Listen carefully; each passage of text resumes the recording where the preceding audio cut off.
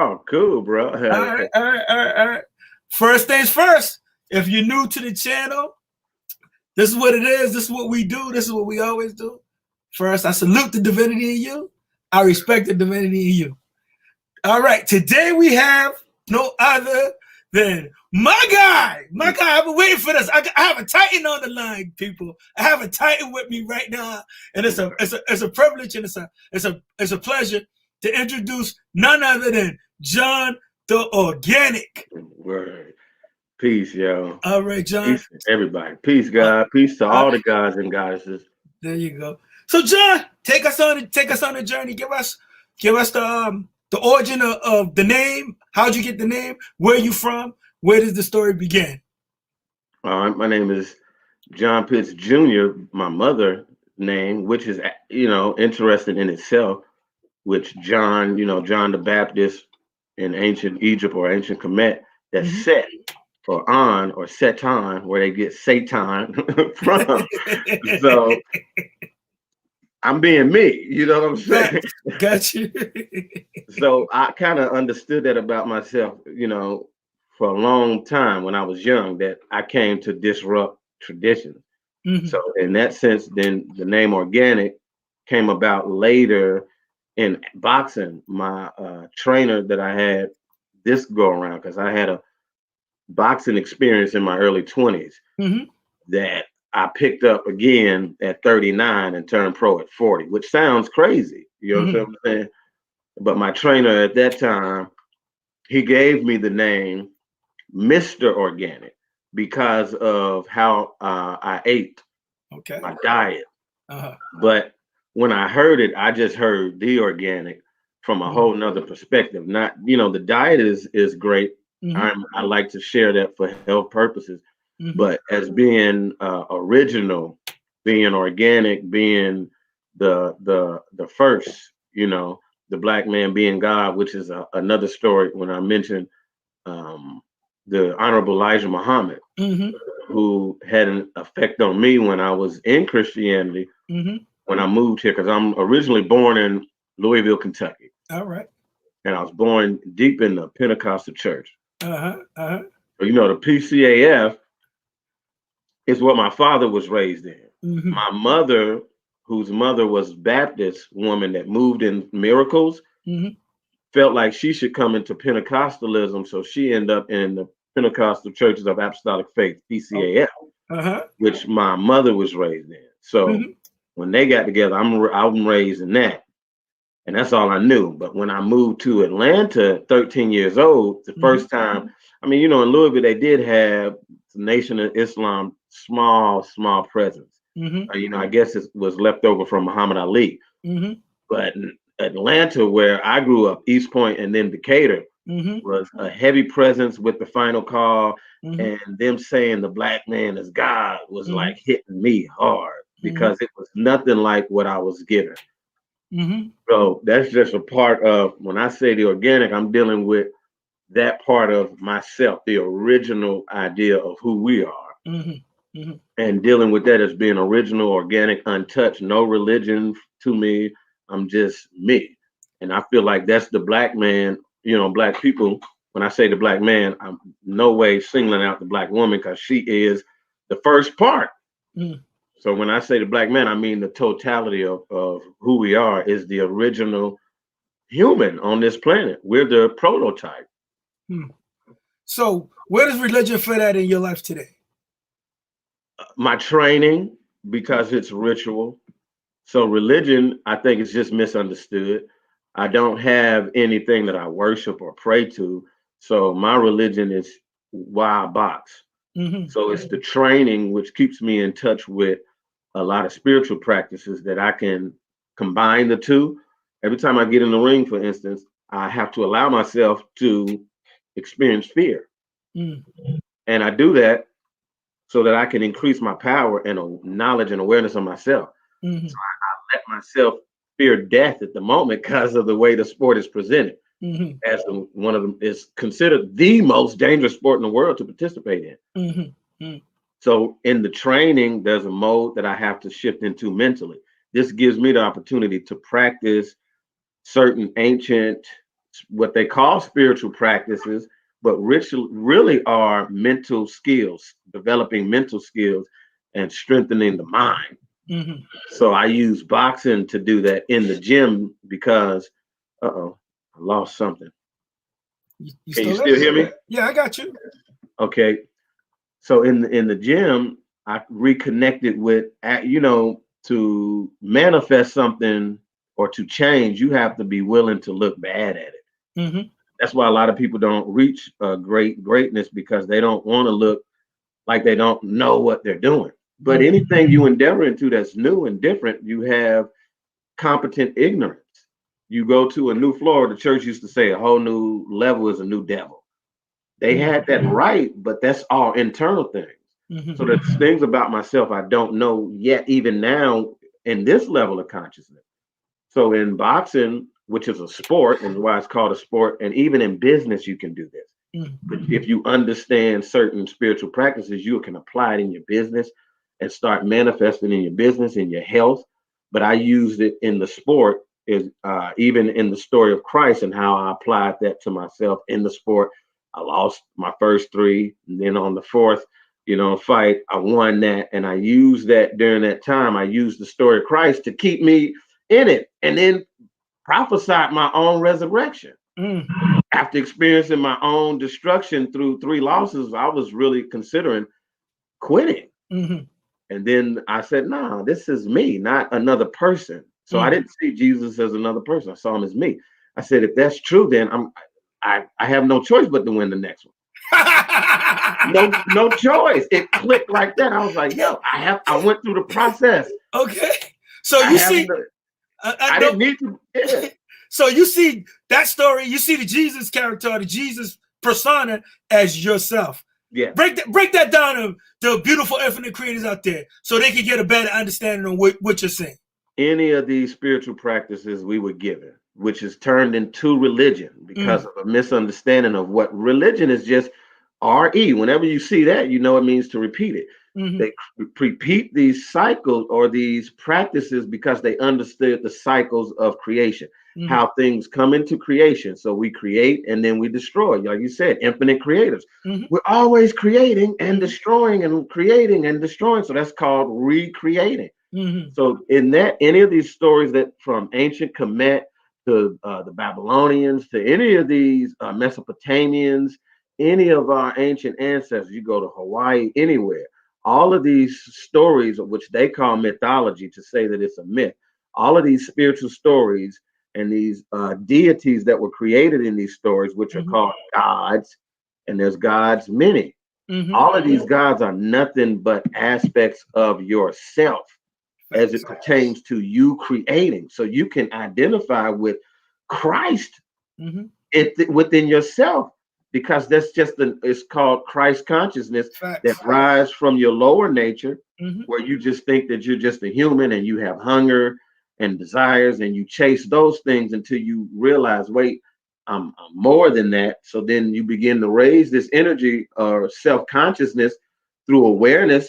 But when you get to a new level again, you ignorant again. That's darkness. You went out of light into darkness, something new. Now you don't know. Then there's new knowledge that comes. You gain a great awareness of yourself. You raise that energy up more. You start manifesting more. Mm-hmm. But any story like Jesus was given in the original was for you to see yourself, not to see some other person, but for you to see yourself and what you're capable of. So say I'm a Christian and I've never heard that I've heard it clearly. If I'm a Christian, I've heard the story of Jesus, but Jesus being in me, or that being a part of me, what would you tell me if I was just talking to you and I was just asking, what do you mean? Because I get it. I know what you're talking about. Yeah. But saying if I'm in the church and, being in religion and growing up in religion, I had no choice in that. So I did what my parents took me to church and to do. What would be your advice? I'm like, John, I'm not getting this. This doesn't make any sense. What's this Jesus, or who's this Jesus? Because they can't find anything, but who's this Jesus they're talking about? In the Bible, it tells you who he is.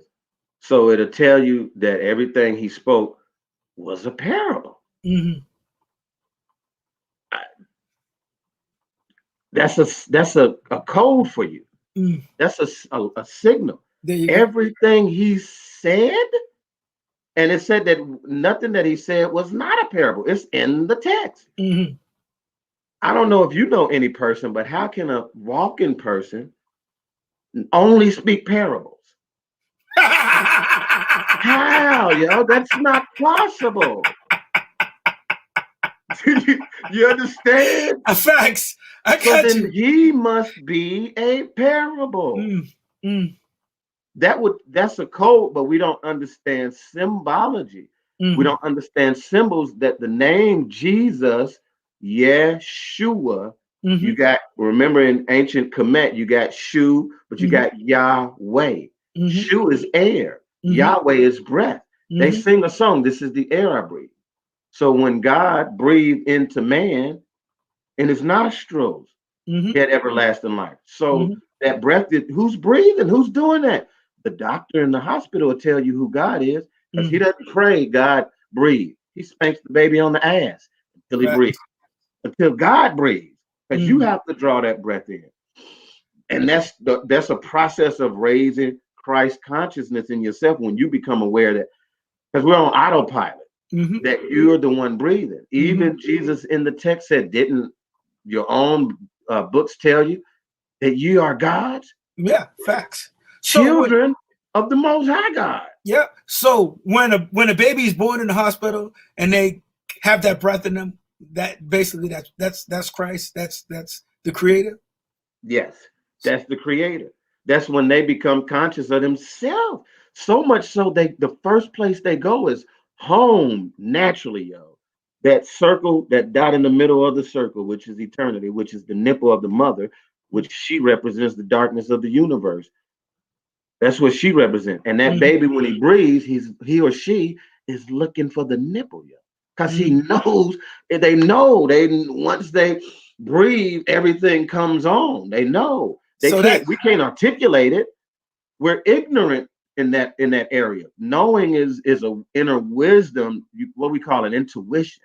So what do you think has driven, I'm going to say, man or humanity away from nature, or away from the Creator, or away from the divine?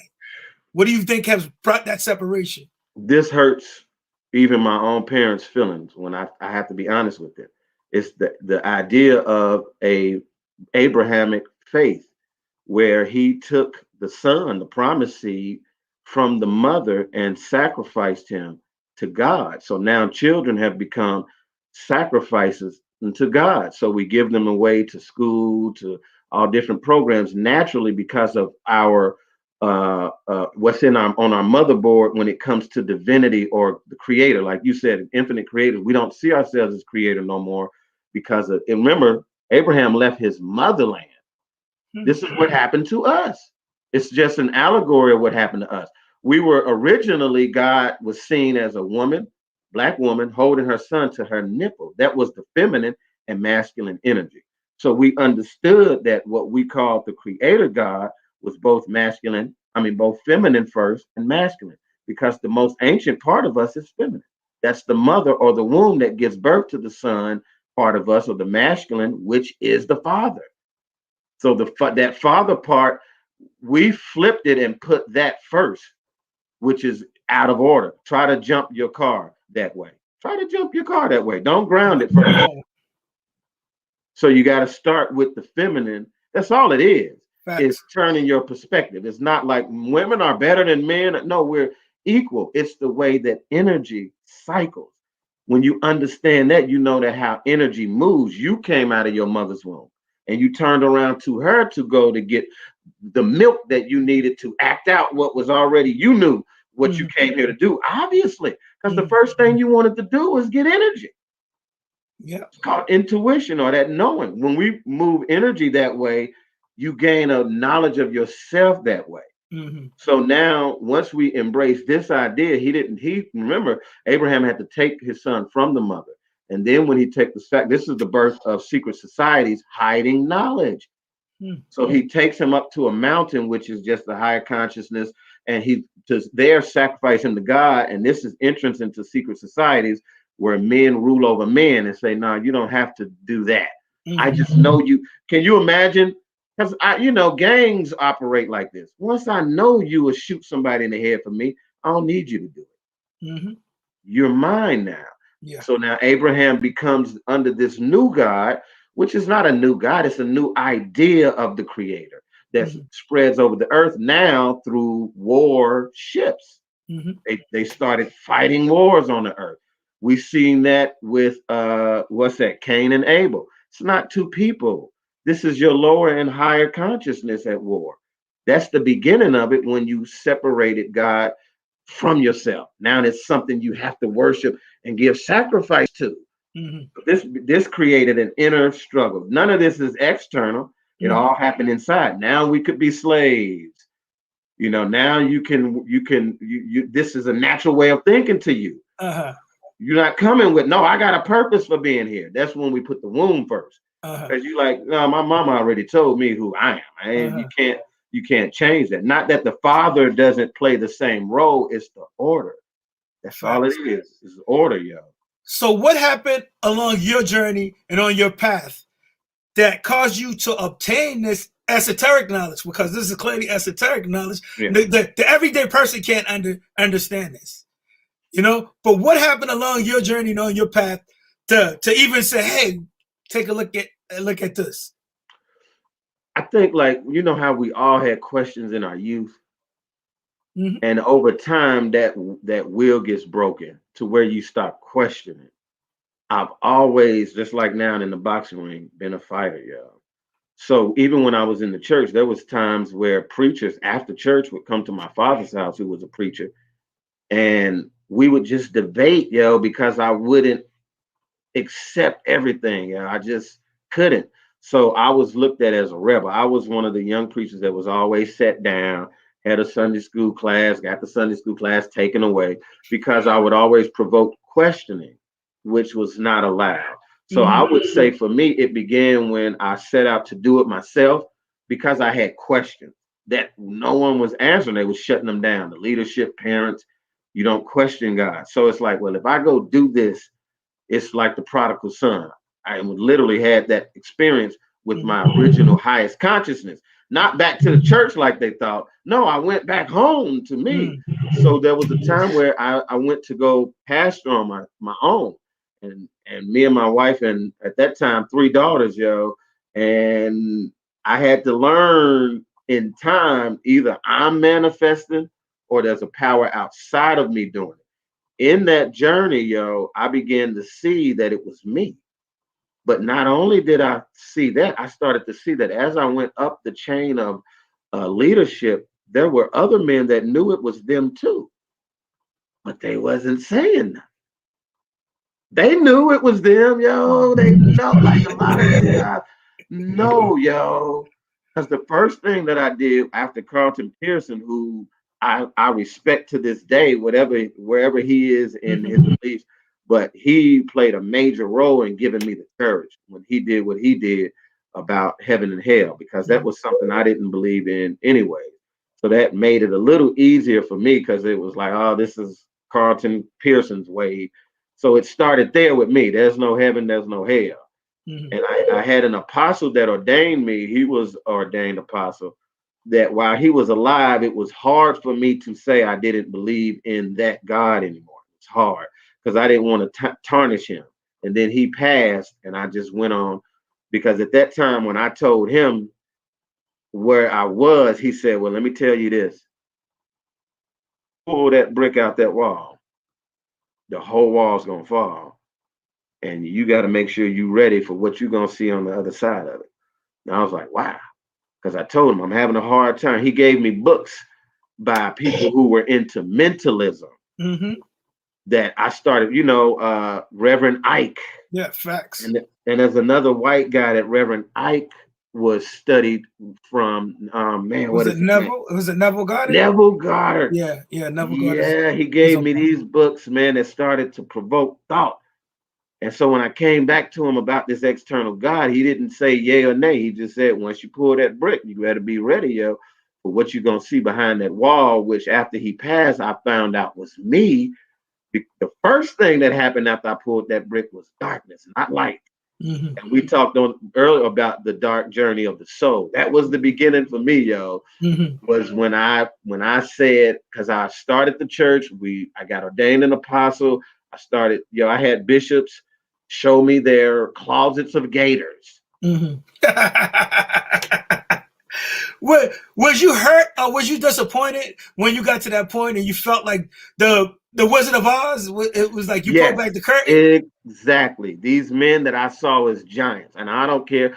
I'll say their names. It's not an offense to them. Noel Jones, even Bishop Wagner, and other men that are close to me. I won't expose in that way because they still played a significant role. There's a man I'll never forget named Bishop Leo Lewis. In this, it's called Pentecost PMMW. He broke off of me that church nigga slave mentality. Oh, I'm the Lord, whatever way you bless me, Jesus, I don't care. He was not into that shit, yo. He was into what is called kingdom ministry and prosperity. Yeah. So basically, go ahead. No. So basically, once your mindset changed, there was no turning back. No, none. Everything kept changing. Changing, yo. And how it fast? All just kept changing. Because I know a lot of times growing up, you always hear, be transformed by the renewing of your mind. That's it. So there were certain things that I took out of the Bible that even till this day I would still use because it makes sense. Yep. Like somebody would say, great is he that's in me than he that's in the world. And he is just L. Go ahead, which is your masculine energy. That's in the women too. That's in all of us. That's when you saying that you rely on yourself. In other words, when you say greater is he that's in me, you saying I have everything I need in me. Everything. All of those things they were saying were right because it was original to them, organic. It was ignorance. We just didn't know what we were saying because we was disconnected from the womb, which is our natural African, not just African, because we were here first. It's our indigenous spirituality, which is the motherland. Now, Africa doesn't have to be all of our motherland. Some of us is here. We've never been to the continent, but we're indigenous or original here. We're what they call the Indian. That's us. And then the red man came from us and the Asian man that came here. So you're talking about, being indigenous from this native land, this country here, and being an Indian. Now, most people would look at you and say, man, John, you don't know what you're talking about. Yep. We don't know, man. I mean, but when you say Aboriginal, like you said, there's people who are Aboriginal to like Australia, all over the world. You have Aboriginal just like us, yo. Yeah. They're Aboriginals from all over the world. But most people don't understand that, and they don't. Have you seen the original Chinese, bro? No. Original I've seen Chinese. pictures. I think I've seen pictures. Yeah. Darker than me, yo. Yeah. I think I've seen pictures. Darker than me. And they call the rock mixed. That's mixed nationality, not race. His mother's a Hawaiian. But see, that's just a nigga with a natural perm. It's like it's all, So what's your take on religion? I mean, because clearly, we gave that to the white man. Honestly, it was us organically. It was our way of being because of melanin. So there was a way, like melanin is like fossil fuel. It carries information from past times. These people, Kobe looks at Michael Jordan, can do everything he does because he identifies him as him. So I see a nigga that look like me doing something. You can't tell me I can't do it. It's in my melanin. It's in your DNA. We gave them, we civilized them. And then we gave them these spiritual practices because without melanin, they could not naturally find the boundaries in human behavior versus animal behavior. Okay. So I'm gonna ask you, and I don't really want to go here, but I'm gonna go here anyways. Willie Lynch. Can you what do you know about Willie Lynch?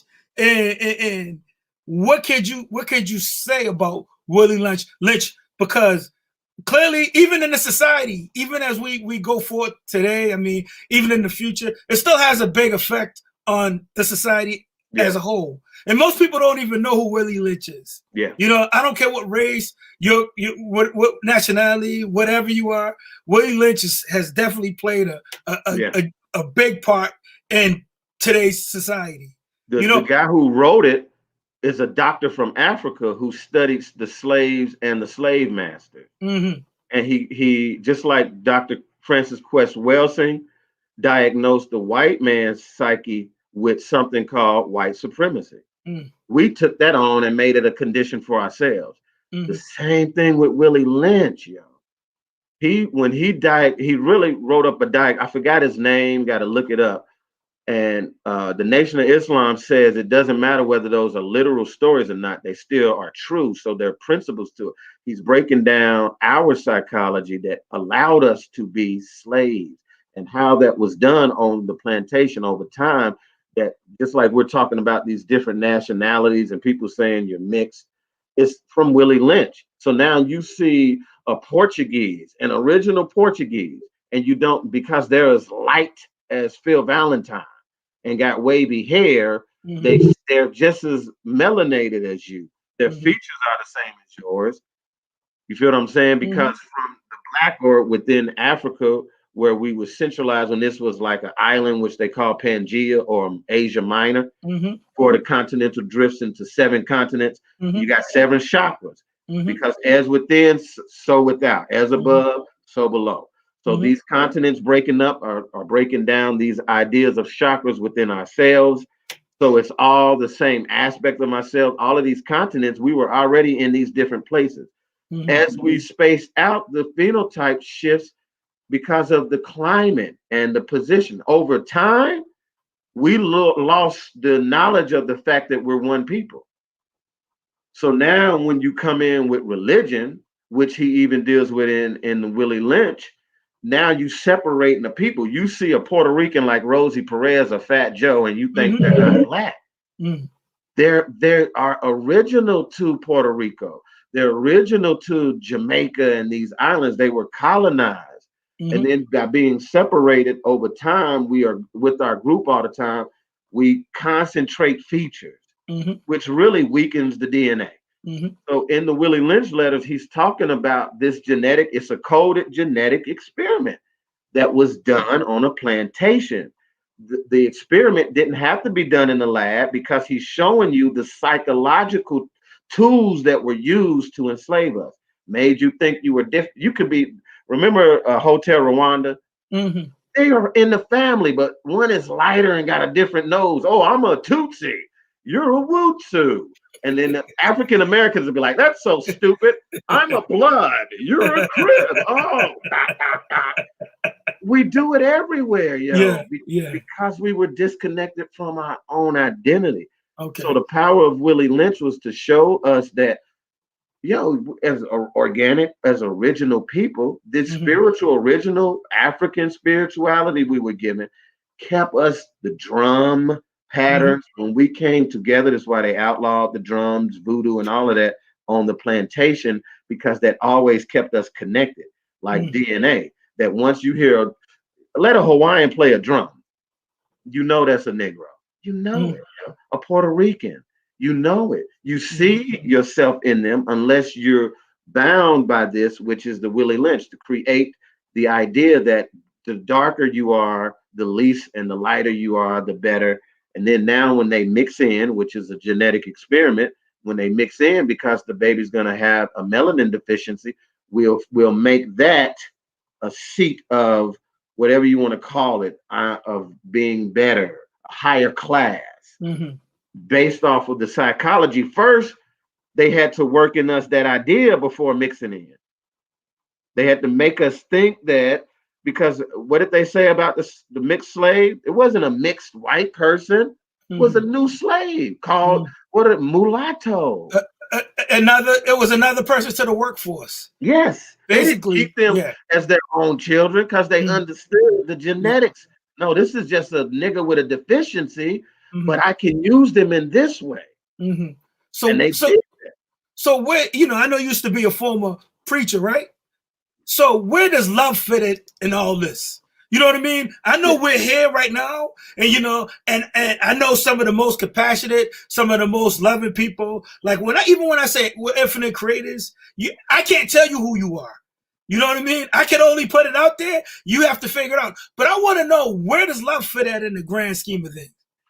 It's the choice, and that's the choice that distinguishes us, which gives us the idea of what's wicked and what's not, and then we come up with good versus evil from that.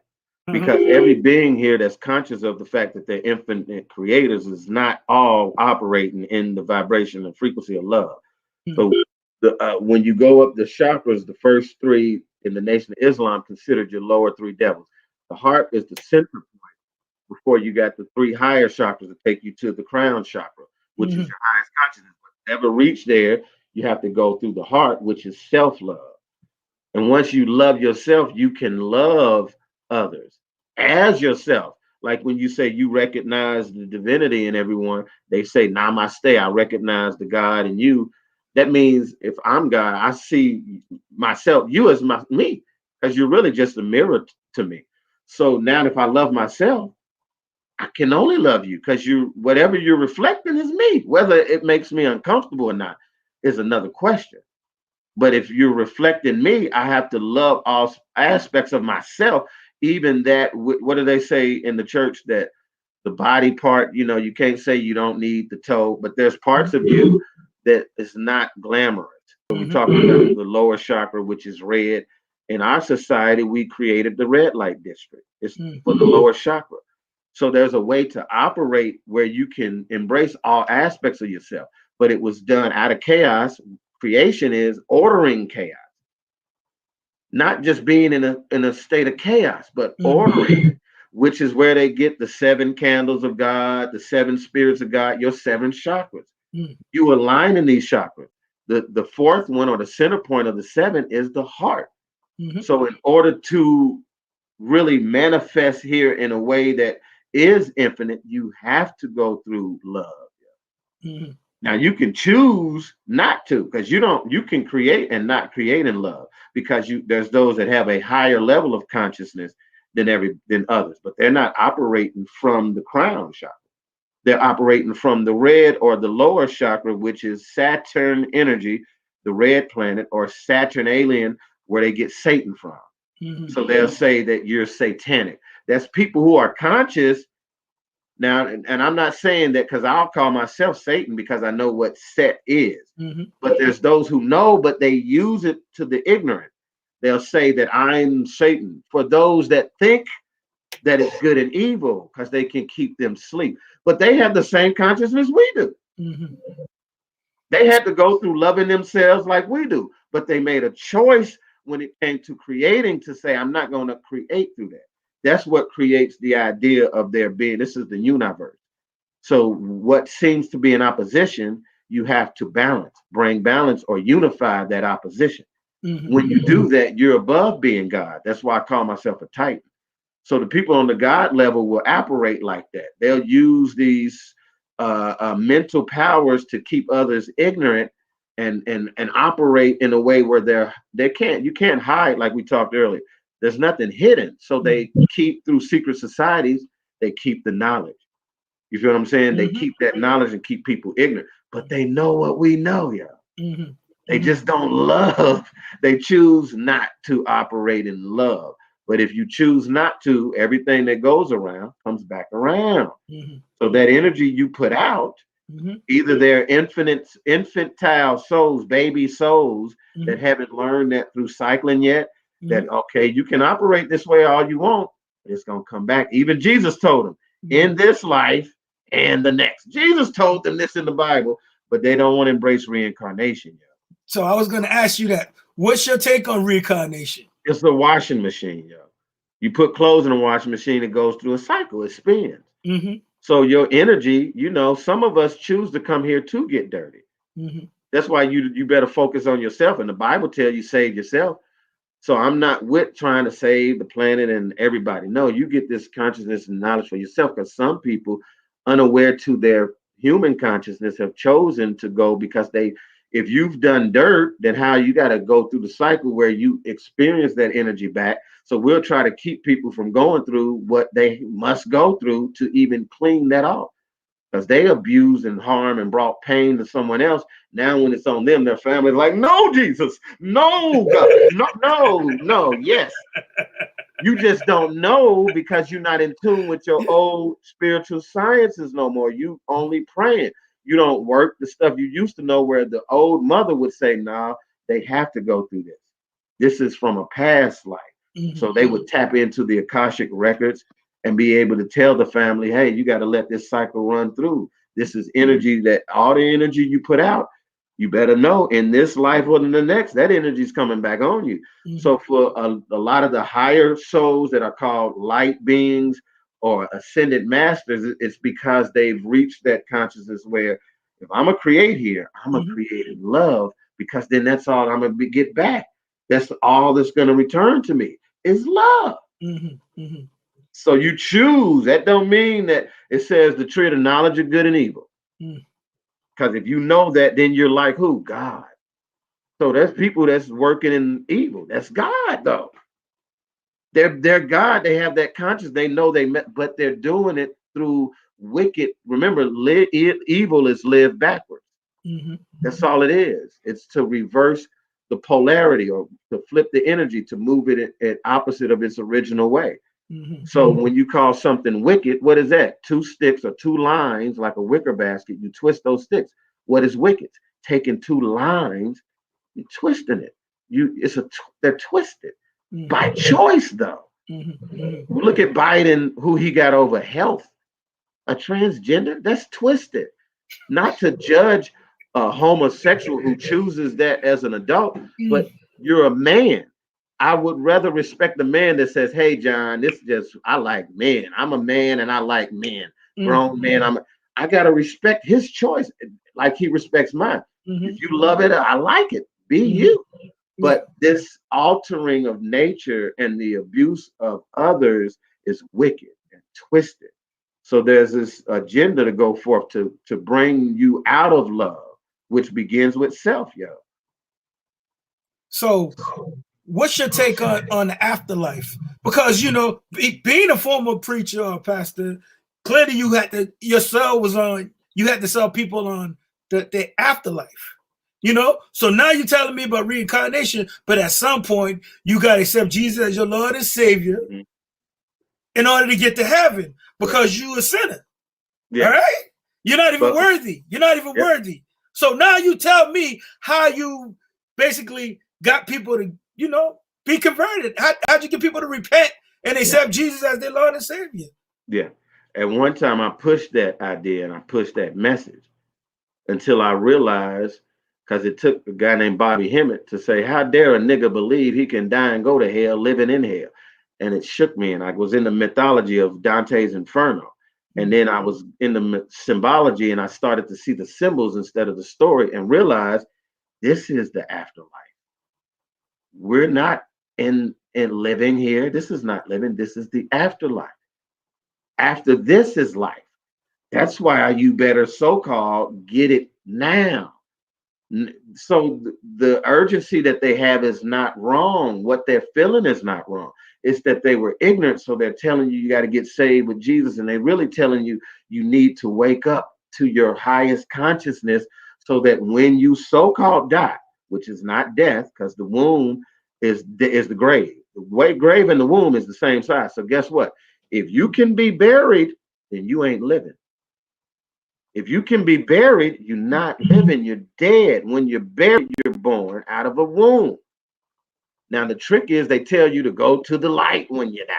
That's back here, because the night is what you know now. There ain't nothing new under the sun. So then why, when you die, would you go to the light? Because that's what you know. So guess what? You're back here looping again and again, because every time what's in your consciousness, you imbalance with light and the idea of light and darkness. So guess what you fear? Darkness, which is just new. So now you fear it. Now that don't leave when you drop this body. That's who you are when you close your eyes, is who you are when you wake up. So then if you ain't been practicing when you've been going to sleep dreaming, guess what? you ain't ready to die. So then when you die, you can't imagine nothing. What's that movie? What Dreams May Come? That's what he's talking about, the in-between, which is after you leave here, because this is the backside of the womb, not the other side. You ain't been born yet. You still inside of a womb, yo. Once you go in that dirt or that grave, you're gonna come out the other side being born, or you're gonna loop back around because your consciousness here fears the dark. So now that light, in other words, in Egypt, they say they weigh the heart with a feather. So that means being completely detached and letting everything go, so you don't fear the dark and you go through that dark and then born out. The light comes out of the darkness. So then that what is afterlife is really living. So your consciousness has to be ready to die, so that when you die, you create that new world that you're going to. They call it the rapture too. Right now, some people are going through the tribulation and they're Christian, bro, and we're not, because we were raptured. But did it look like the Bible said? No. Not in the literal sense, but yes, it did. Because two were working in the field. One of them jokers got the vaccine and the other one didn't. That's the same thing. The same thing, yo. Say that again for me. Two were working in the field? Two of them working in the field. What the Bible say? One was taken and one wasn't. In other words, one got the vaccine and the other one, he got raptured out and said, I don't need this. Greater why he don't need it. He ain't even Christian, because greater is he that's in me, the vaccine in the world. The one that's so-called Christian, just go on and give it to me, because anything the Lord allowed, any way you bless me. And they left in the field. Oh my goodness. I like that. That was good. That was a real good one. That's just all on perspective, yo. Yeah, that was a real good one. Oh my goodness. You're gonna use it to free somebody, or like preachers do, and people can debate me. Preachers use it to sleep somebody. Because if they sleep, they sheep. Yeah. And guess what I get to be if you want to be sheep? You get to be the shepherd. Yeah. Guess what I get to tell you to do? Follow whatever you want. Yeah, follow me another way. I take that stick and whop you upside the nose. Hold on. You got tired of being the sheep. I got tired of being the sheep. I wanted to be the shepherd from the beginning. Then I got tired of being that, y'all. That's what got me out. I was like, whoa, I couldn't do that to see people. One time I was at a church, yo, and there was a line of people outside. Turned the corner. I was like, whoa, what? I didn't know that I had that kind of buzz as a preacher. Yeah. So I had a team of people with me, yo. Me and my wife told them, we need y'all to come up here and help.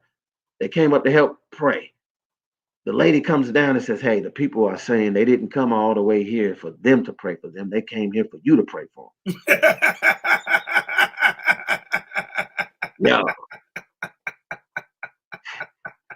Dude, you want to talk about internal struggles? Do you know what you can do with that?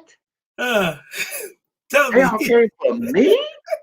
Bruh, this is no lie. I was tired, man, because they all wanted me and my wife to pray for them. You was exhausted. Dude, I was so tired. I said, fuck it. I'm going to just say whatever I can say. And they were still falling out. I told the lady whatever, like, I'm serious. I was like, well, God said he's going to. Why you gonna shoot tomorrow, put it on one foot and hop out the door, you're going to be blessed. Because I was exhausted, yeah. So I just said whatever. And then after that, and you repeat that and do that, there's a point where internally it's like, I can't do this no more, yo. I had to seek. I started studying other things, and then I end up. I wouldn't do it this way if I was to go back, because I just cold turkey. I would have done it in a slower way than I did, and brought people, because some people, was in tears, yo. It was this white woman, yo. She was crying, yo, when I told her, where we were. But a lot of the young ones was like, yes. And I mean, even this young white dude that I knew, he was like, "Ooh, yes," because they already had questions. So I had dropped it, and then that was the beginning of the dark journey of the soul for me. It got dark, bro. It got really dark in my life. But after that, through the knowledge I gained, Dr. Sabi, Elijah, even religious men. Like I said, my bishop, when I was in there, in the church, if he passes, I will put his picture on my altar because he broke that first slave church, guy off of me. And he gave me this idea of being royal. So he shifted me to where I could even receive Reverend Ike message. Without Leo Lewis, I wouldn't have been able to make that shift. So I don't throw him away. It's not the people, it's that idea that was given to them. It's like I told my mother, it's not a meal you cooked up. It's one that the colonizer cooked up and gave to us. I'm rejecting that, not the people. None of those people did anything to me. I'm not angry at them. So you don't like collard greens? You don't like pig feet? I love greens, just not when you cook them so long they look like brown paper wet. You can eat. We just have to learn how to eat it. You know what I'm saying? How to eat certain things. We just lost a knowledge of like you said, nature and what is it? Why do you not want to cook your greens like that? Because there's a life force energy that the more crispy it is, the more green chlorophyll is in it. You don't cook all of that out. You'll be better off with some of our greens drinking the water it was cooked in, because that's where all the nutrients is now. So it's some of the stuff that they was eating, the chitlins, I am in no agreement with in any way, shape, form, or fashion. I'm a vegan, and I don't even like the word vegan, but I'm completely plant-based. And when I get ready for a fight, I take out the processed vegan stuff. But I don't tell people they have to be that, because eating meat is to get energy, and however you see that and engage it, I would tell you to be knowledgeable. I wouldn't trust these supermarkets meat or McDonald's or none of that, because how can you feed 1 billion people a day? Where's the farm at with that many cows, yo? How? You have to be cloning this stuff. So there's knowledge that came to us through What the Health and other means, Dr. Sabi, Dr. Laila Africa. I learned from Jewel Pookrum, Laila Africa, Dr. Sabi, Ali Muhammad. There was other people too that I gained knowledge from, and I started to put that together to create my own lifestyle out of. I learned some Qigong and deep breathing called pranayama that helped me. If you look at my face here, I had cancer literally in my face. That toxins left my skin somewhat disfigured and darkened these areas where the cancerous toxins were, and from dental work that I had. So I don't have a dentist now. I had to do that work on my own, yo. And then my face started to shrink and leave extra skin that I have to now use herbal therapy, and it keeps shrinking down and shrinking down. I learned that through Dr. Sabi and Dr. Jewel Pookrum and Dr. Aleem El Bay. There's a guy named Wayne Chandler. He calls himself Dr. Key Love. He teaches Qigong, which is an original Italian, ancient Egyptian. Before the Asians were teaching it, it was ancient Egyptian practice of sun gazing and breathing exercises in certain positions of the body to get oxygen and that electric energy to organs in the body. The kidneys, certain positions and movements to move that blood to the kidneys, flush kidneys, the liver. And I started practicing these things and healing my own body, yo. Healing cancer out of my body near my testicles and prostate, where my grandfather died from. I got rid of it. I had a golf ball cyst on my lymph node that backed up my lymphatic system. Yeah. I had to go through pain of dealing without the doctor, without any over-the-counter medication, without any prescription drugs, just natural herbal medicines. I got here a bottle, yo, of ginger juice that I took the raw ginger and I use the blender, and it's got an extract on it. So I extract the ginger juice, and I use a cheesecloth to drain it through, and I use the fibers of the ginger to create a ginger powder for seasoning and spicing, and also in the foot bath. And I got turmeric from natural turmeric root. So I'm experimenting with these things healed my body. Now I'll bottle it and can offer it to the family through my website and things so that we can reconnect to this stuff. Like during this time, you take ginger and turmeric from nature, you can heal, not have to worry about what they're saying is happening with COVID. Mm-hmm. So it's like you said earlier, religion is not good or bad, but it's how it's used. The way it's used in this society keeps us away from nature, because that's the mother that Abraham took his son from to sacrifice him to God, which are these men. Remember, God came down and confused us with language. That's the beginning of what you would call Willie Lynch, because we were all one people. So how is Nero looked at as evil when he had everybody on the planet united? Remember, we were on an island and they were building a tower, not a physical tower. That's the chakra system, or the 7 spirits of God, the 7 candlesticks. He were helping them build that. Nero, in the Bible, they make him evil. But in other words, he was doing what we are doing right now, helping them turn on all their lights to get to heaven, which is astrology. Not going, because where is up if you're in China? Down. Mm-hmm. How can heaven be up there and you got somebody on the other pole pointing up but down for you? But that God is up there. Well, then he's down there for them. So that's not what they're talking about.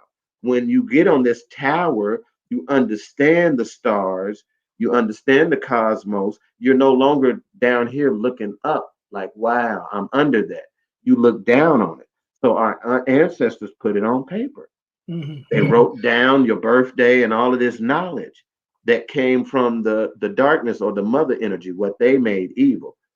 That's where religion is used against us, because it's not used to bring you a greater consciousness of your own ability. Mm-hmm. So you clearly, so would you consider yourself an herbalist? And I'm going to take you back a little bit, because you said you were praying for people. Where did the energy, where'd you get the energy, right? And some things people, they would swear to you that you told them that, or you prophesied to them, or you said to them, and they could tell you that either they got healed, they did, or that you told them the truth.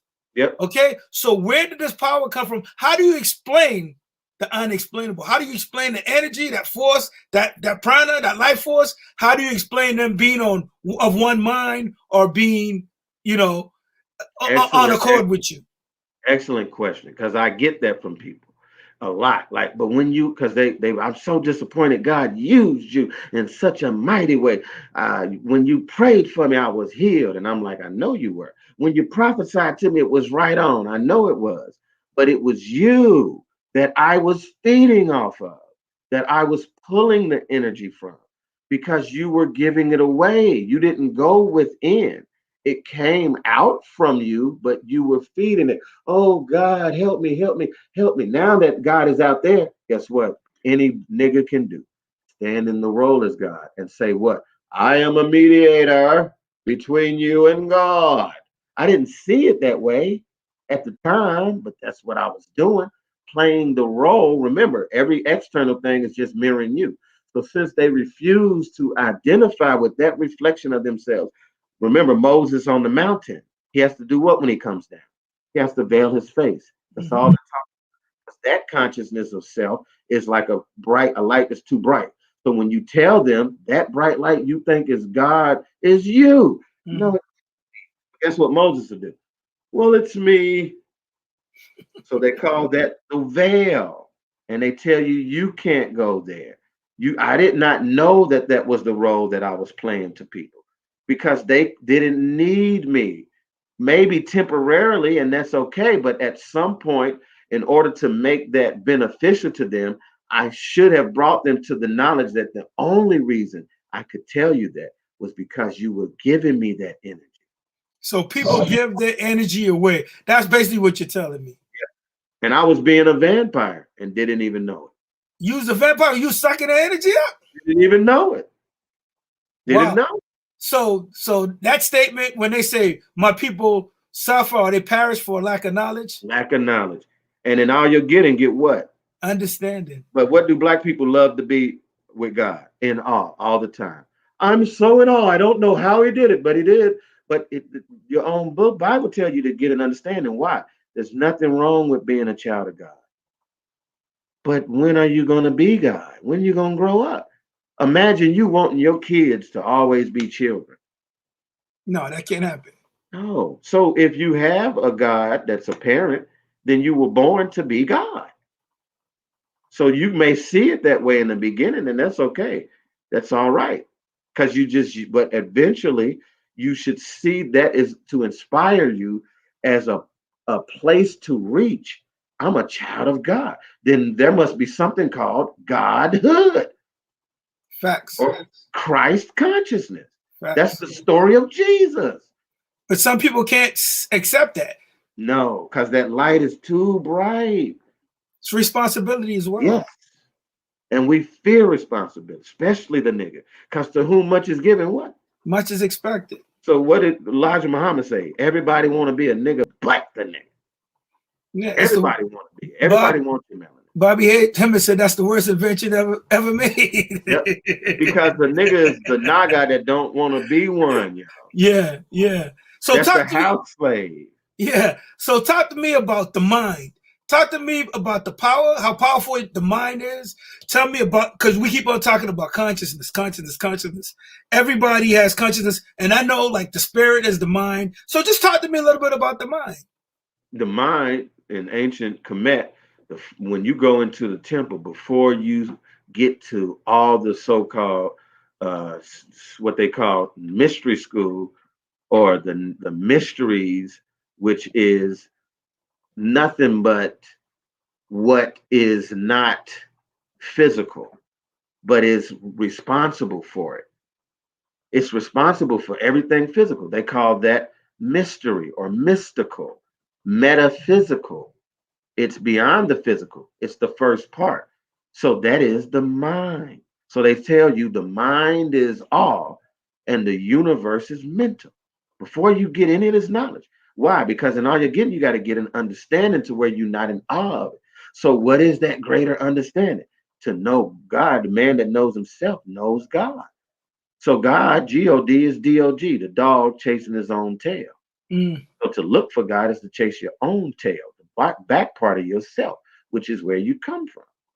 In the physical, where you came from God, which is your highest consciousness or your highest self. So being conscious then now is when you become aware that my mind is responsible for everything I'm experiencing. Why? Because everything is mental. So if there's people throwing rocks at me because I'm black and calling me a nigger, guess what? They can't do that unless I first agree with that idea. If not, it cannot. And that's where people have a hard time, because they'll say, but Aunt Jenny didn't want them white men to throw. No, it's not that she. No, it's hard to say because you say, I don't want it, but you still want it. You just say don't in front of it. In other words, you're giving it attention. So then in the mind, it's so tricky that there's some things that, why would you tell me, you know, John, you got 4 girls, be careful. They're out here snatching women up. I didn't tell you that happened to me, but we do that because of the media, which is the programmer of the minds. Now, once that they use the mother, who's the first program of the mind, once they get your attention, you are downloading program.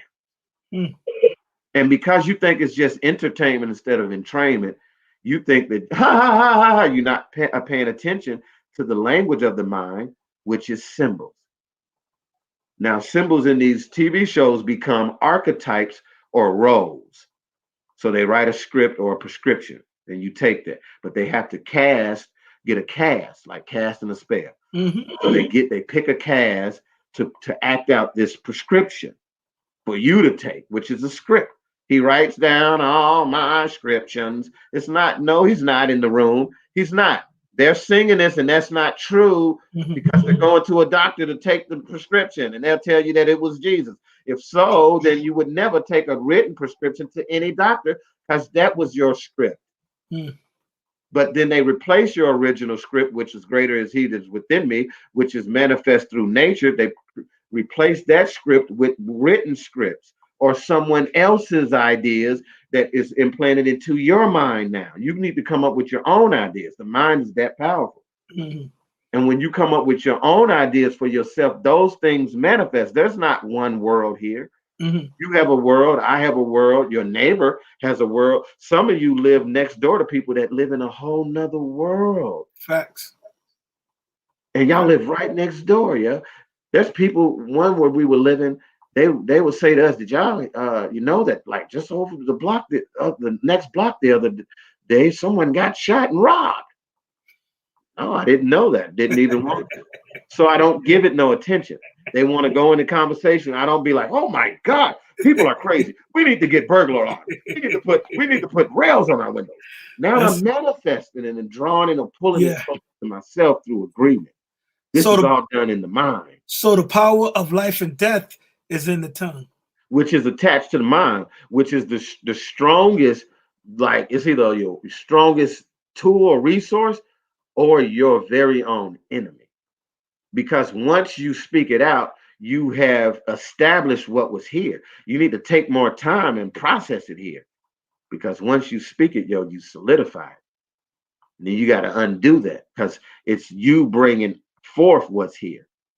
That's why I say all you got to do is listen to people talk and they'll tell you what's on their mind. And they'll tell you their mentality just by the words, because words build worlds. And there's many worlds, parallel universes and worlds here because you're infinitely creating it, whether you know it or not. You're just unconscious because you choose to be asleep. You saying you're a sheep. And guess what? You're reincarnated as one. Not the animal, but you act just like it. You humped over like the sheep. You bent over all the time because you're mimicking the sheep. You're mimicking the cow that you eat. You're taking on this mentality, mental. So there's a set mindset.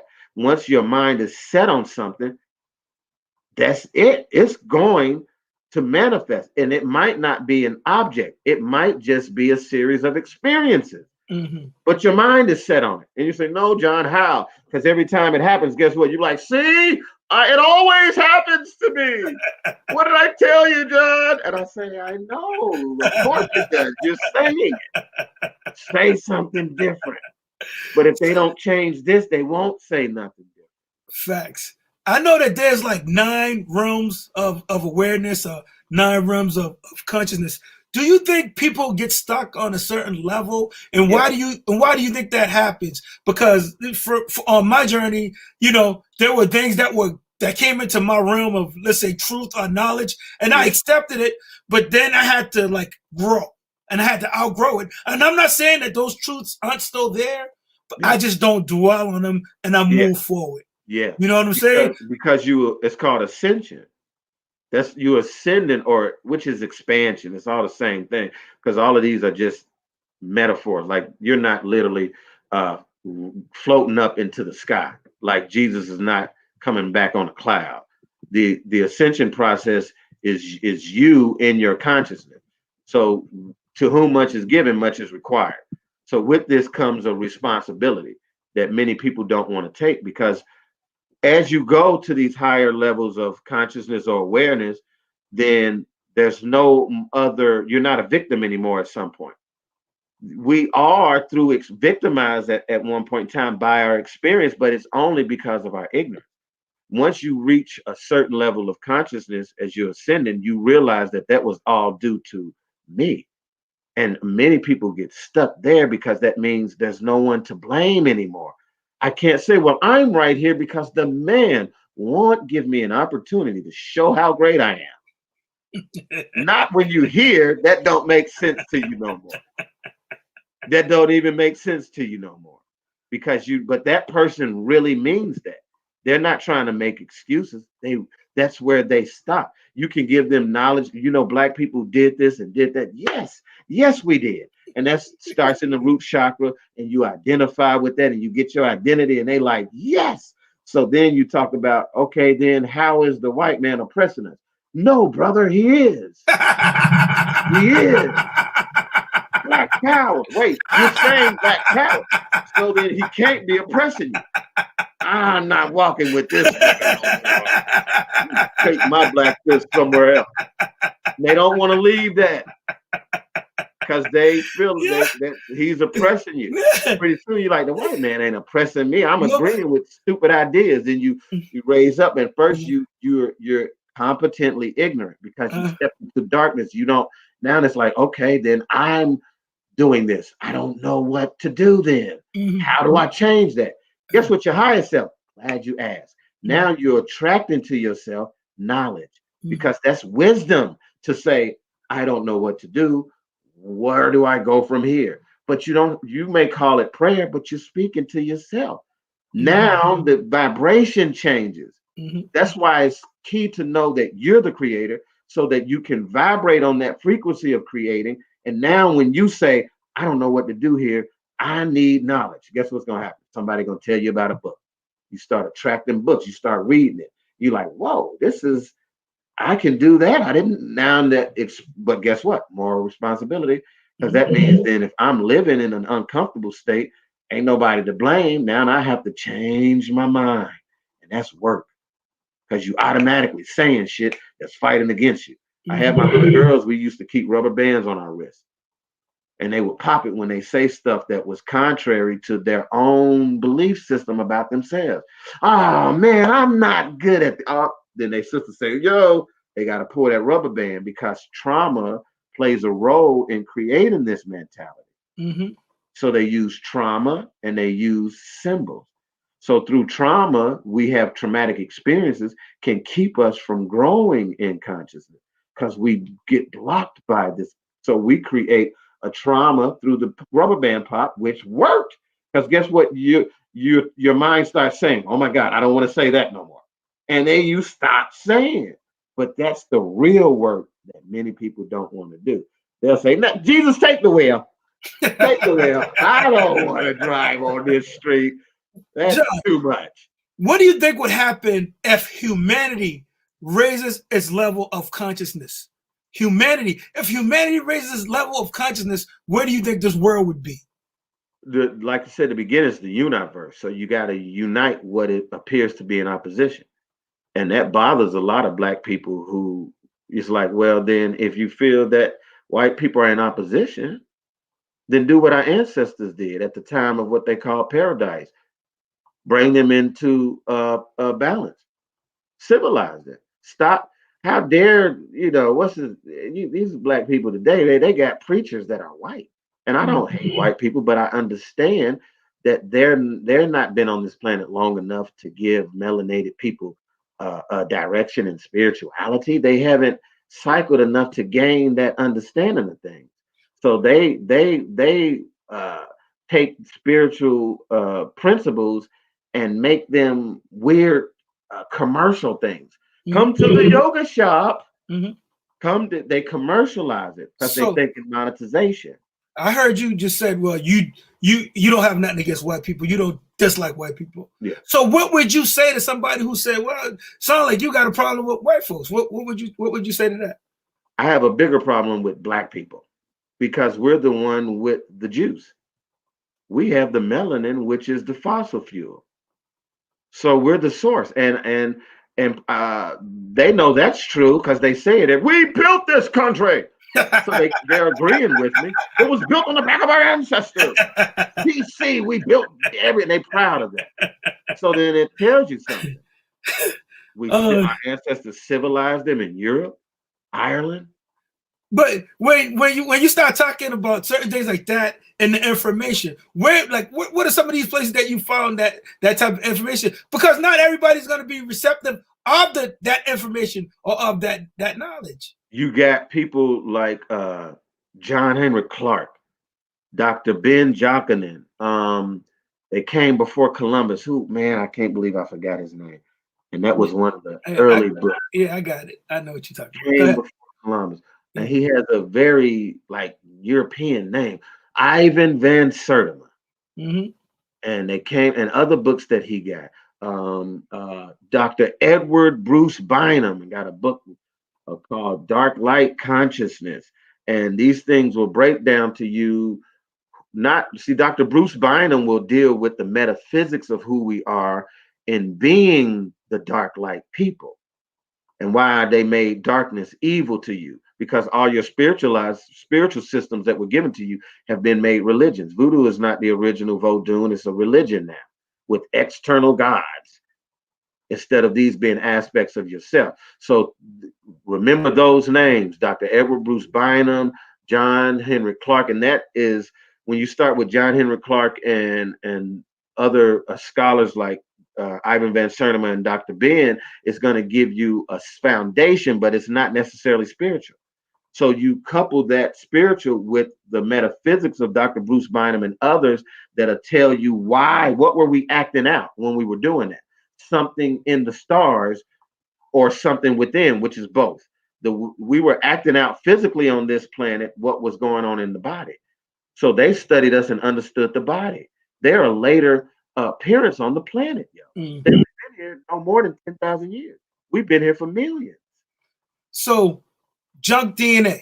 When you hear the term junk DNA, because I've heard like Dr. Delbert Blair on YouTube talk about junk DNA and different strands and what's dormant and what's not in humans.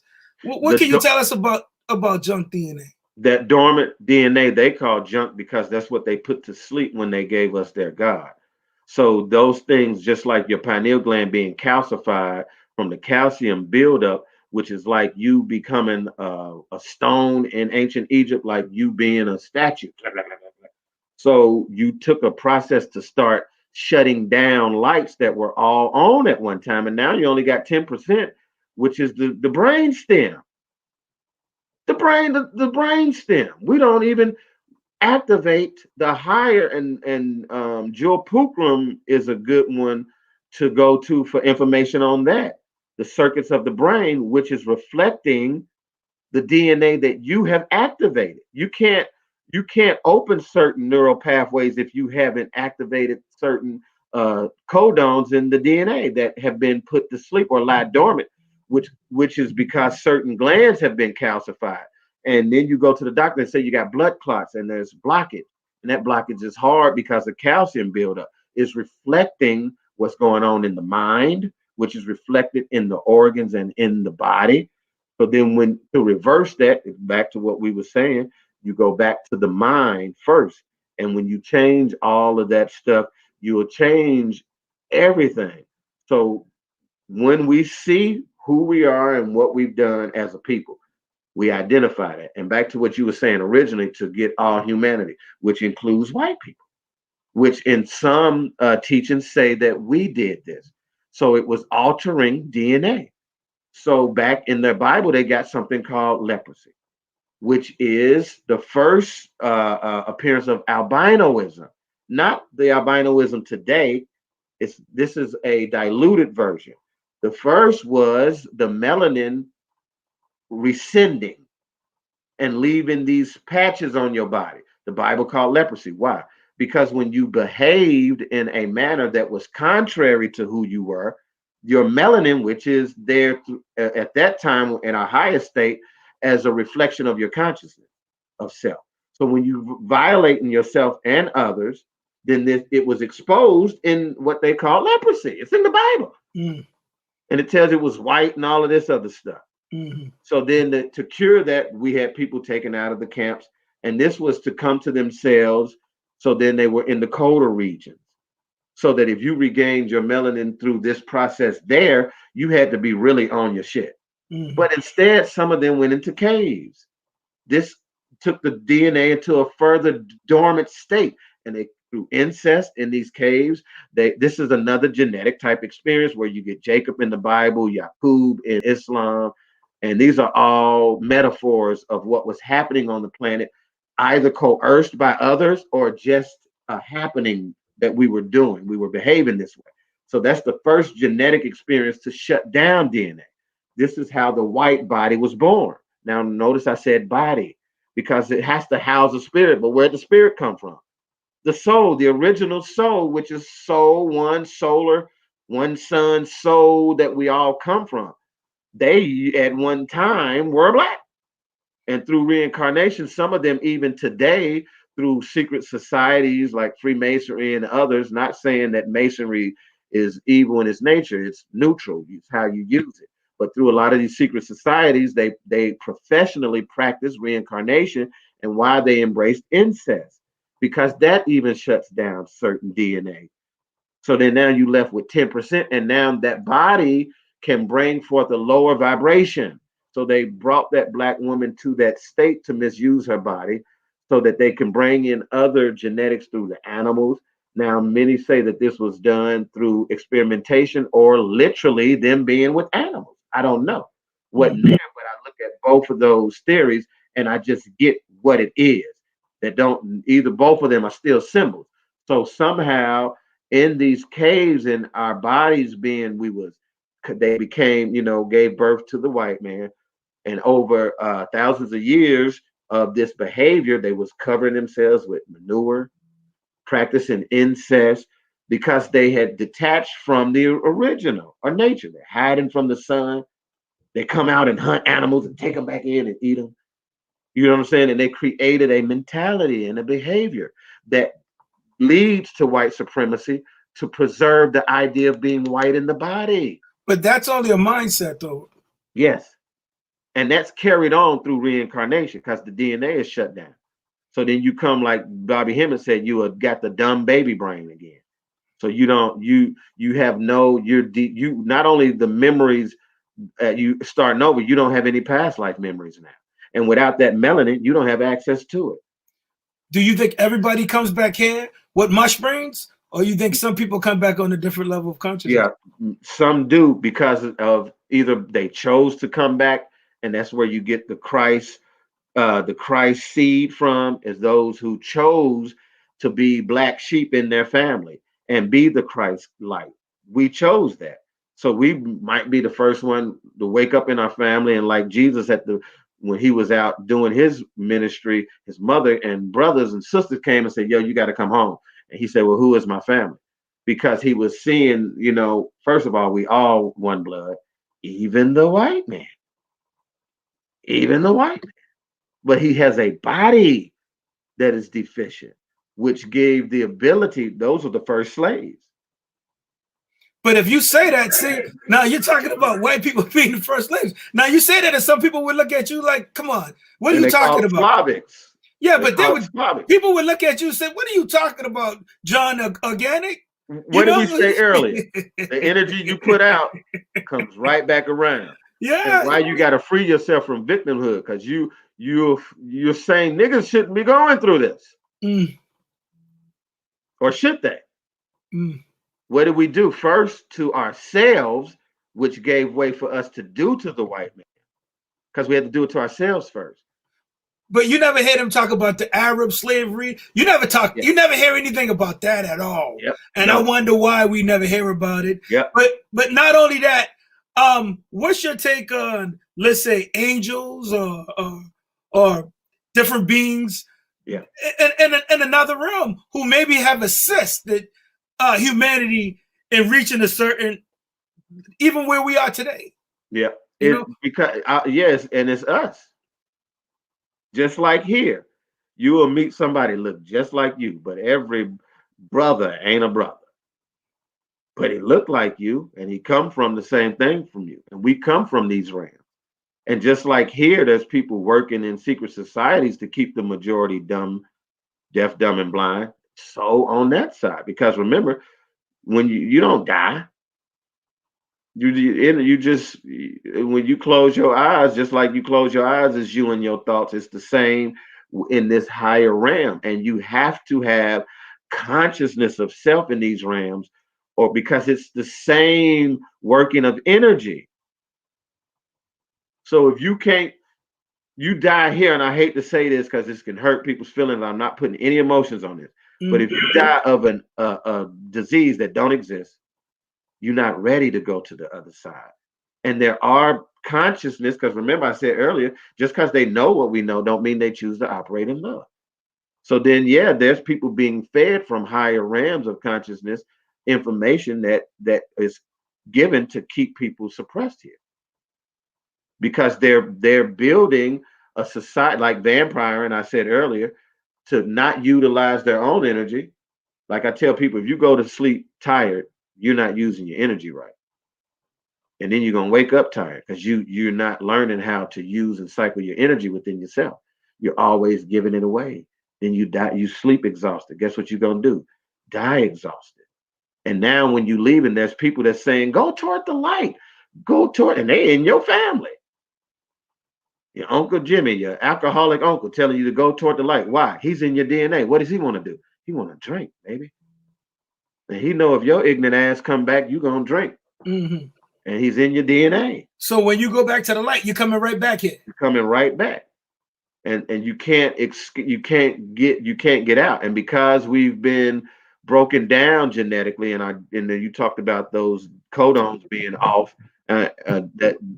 those, in other words, those lights being off. There's certain things you cannot see or perceive, even within your psyche, within your psychology. You can't. And now you're born again in a situation that doesn't even offer it to you because you left here like that. So how can one be born again? There you go. You can't go back in your womb. What did you say? What did you say earlier about what brings on be transformed by what? The renewing of your mind. You can only be born again there, yo. And that's where you get access to the higher realms here.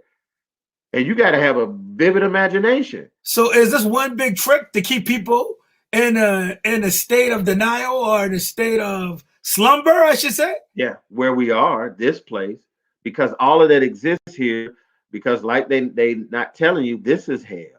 That's why what we call the white man is so-called in authority. And that place is going to always exist. You're not in it, but you know people that's in it. You know people that's in it right now, but they think to go to another planet, I got to get in a spaceship and fly off there. And you go there here. So how big is meditation then? How good is the practice of meditation? That's how you fly your ship. That's how you fly your ship. Yep, that's how you fly your ship. So with self-discipline and meditation, you're in control. Yep. And you can go in and out of dimension. And you no longer trapped here. You come here. So they got about one of these yogis of the past. He was ascending out because he had reached that place of nirvana. He was leaving, but for compassion, he was pulled back down. It's the same story of Jesus being crucified. It's just told in a different way. That's us. Jesus did what? Went to the mountaintop and did what? Came back down. So a lot of us who are the Christ seed in our families, we're not stuck here. We're not afraid to die. Mm-hmm. We're choosing because of what you said earlier, love.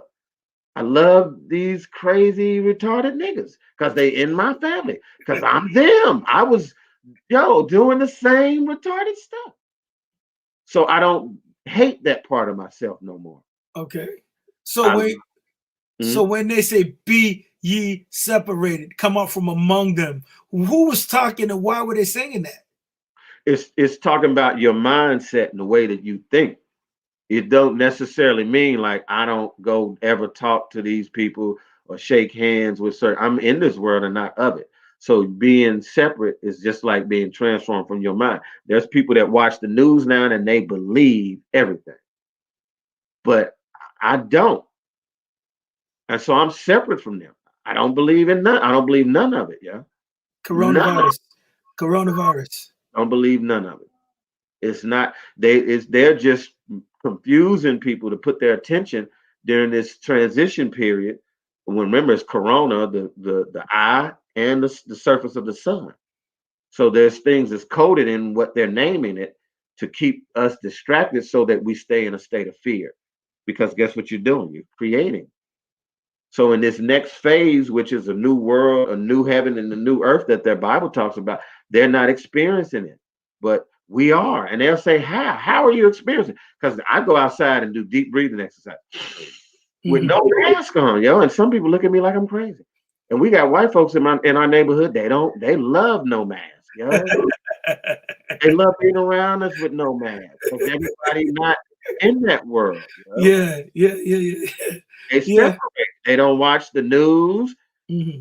They don't believe the vaccine. They don't vote, and they white like I am. So we separate from the world. You feel what I'm saying? Even though we in it, but not of it.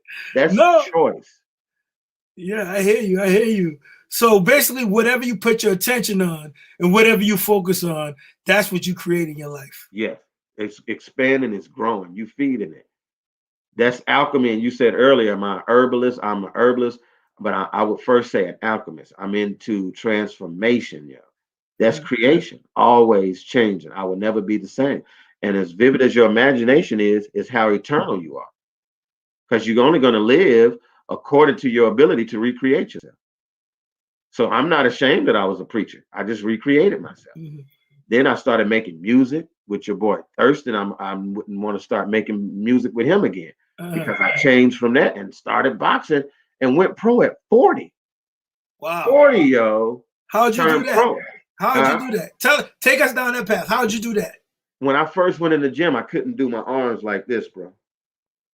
You know what I'm saying? Mm-hmm. I had that cyst that was draining under my lymph node. So I utilized the training to help heal my body because they say that you gotta cast out demons. What do they call that? Exorcism, right? Yeah. Exercise, and you'll sweat. What's a demon? Cancer. You can sweat cancer out. You sweat toxins out. Those are demons.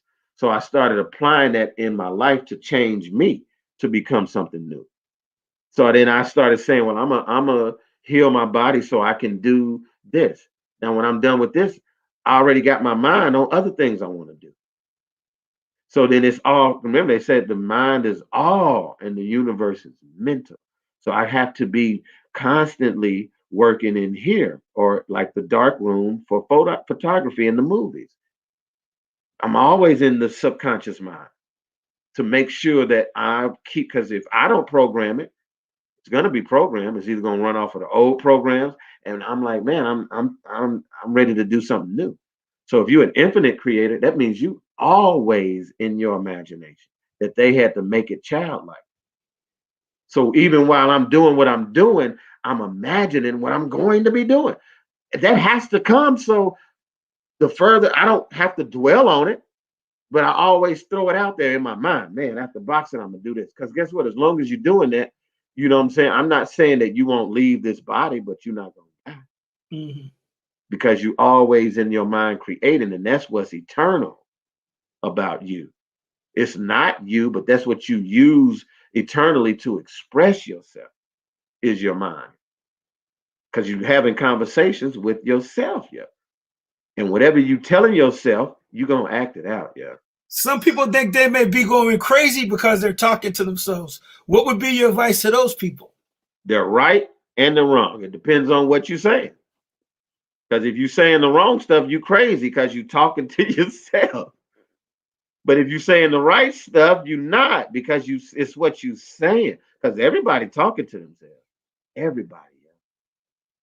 We all do it, and we're not always conscious of it because a lot of it is in the dream state. And a lot of it is just, somebody say they at work and the boss say this and they say, oh man, I'm getting tired of this shit. I can't. They're talking to themselves. And they don't know that by responding to that they're being immature, that they're giving their emotions to something that someone said externally. That means you are you're an infidel, you're an infant, you're a baby, you're triggered. So if you're like that and you're like, that means you think you're trapped. Just because he said it, you believe it. So then if you find yourself in the workforce, then stop believing everything that's being, and you say, well, no, John, that's how it goes on my job. Then you're saying it. So you're making it true. So that person who created that world, that company needed you to exist. And you volunteer to create their reality instead of creating your own. Now you can still be on that workforce and start saying, man, I'm going to save this up and start my own business. If all you did was change this and you in the same place. So the guy one cube over is in the same floor, same company as the guy the next cube over, but one is always giving his emotion. Man, They better not take away the bonuses this year. I'm sick and tired of this and this. And the other guy is always talking about what he's going to be doing when he ain't there no more. Yeah. They better not take away their bonus. You know? And then when he loses bonus, guess what he say? I knew it. I knew it. That's being vampire. Yeah, yeah. Yeah, absolutely, absolutely. So taking responsibility is huge. Mindset is huge. What the infinite creators love to read, John, the organic. What has been a book that's made an impact on your life that you could share with the infinite creators? Can you give us something that you've read, even that it helped your mindset to change and help you to renew your mind? Give us something. I will give you a book I mentioned earlier by Dr. Edward Bruce Bynum. I still got. Let me grab this real quick. I'm going to show you a couple books right here. People can get now.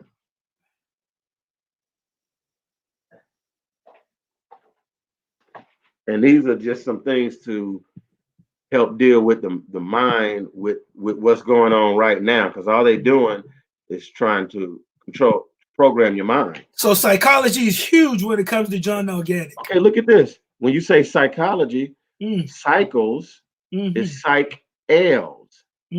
What is El? Elohim or Elohim. The him is the El or electric masculine energy, which is energy that you use to do things. The feminine energy is the magnetic energy that you use to draw things to yourself. So when you talk about psychology or the mind of God is cycles or psych-els. So when you want to understand how God thinks, it's you. You want to understand how you think in cycles. What about hallucinogenics or DMT, anything like that? What's your take on that stuff? This right here is my favorite that I use too, and that's cannabis. Because these things are called. Remember the band, Funkadelic. And there's things that they were speaking in that where he was saying they was using LSD, which is a psychedelic, because it alters the psyche. And I'm not saying get LSD, but nature has plants that provide chemicals to stimulate the arteries or organs in the body where these chemicals are produced and released.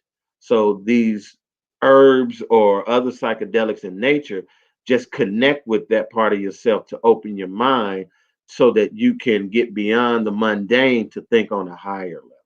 So I embrace that. You didn't learn that in church, did you? No. Well, it depends on how you see the Rastafarians.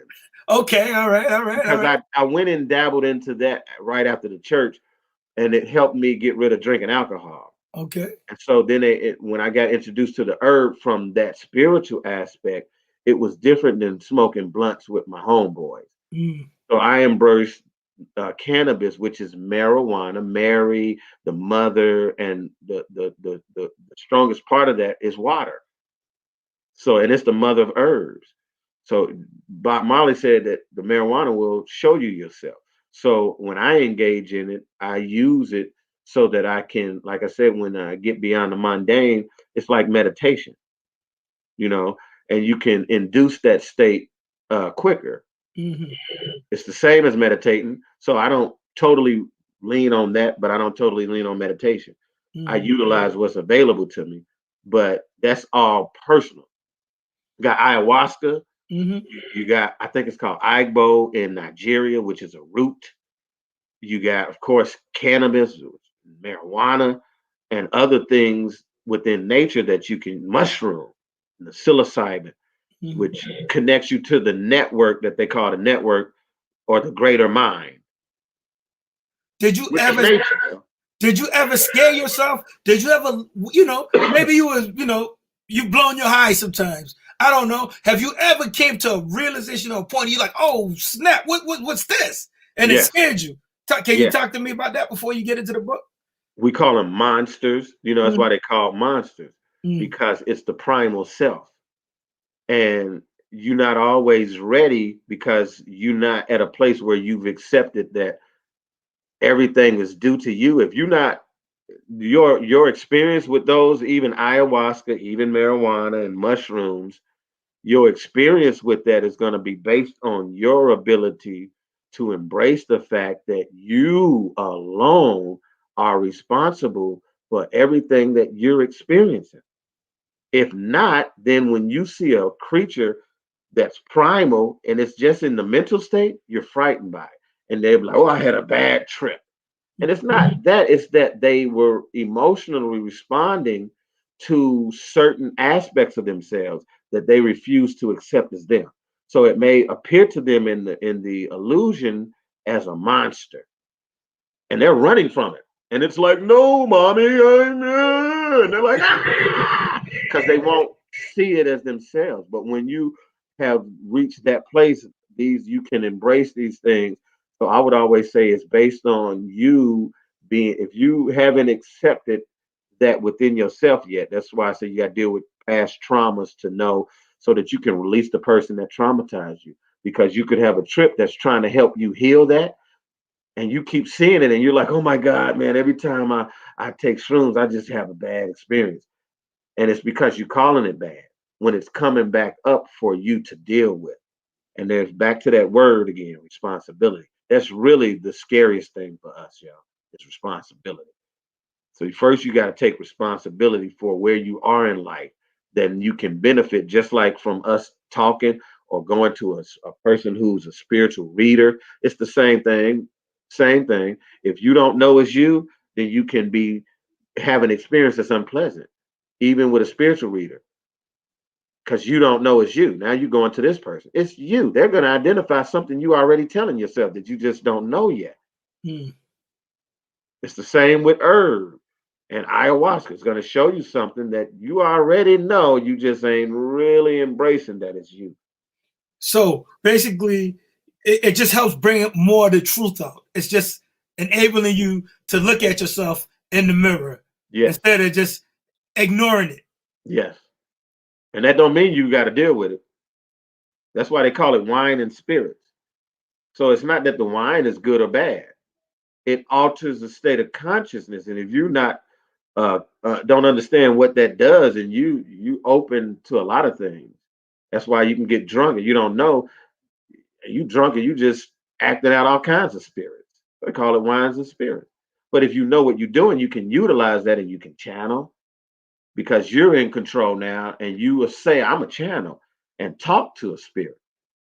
And I'm conscious of the one that I want to talk to. And man, we're afraid of that. But that's called, you got to be adept or an adult in that. You grow in that to gain that type of consciousness, awareness. And then these things are no longer dangerous because you're not in a child. When I was a child, I thought as a child, but I became a man. I put away child. A God is a childish thing. To have one, not to be one, but to have one is a childish thing. You haven't grown up yet.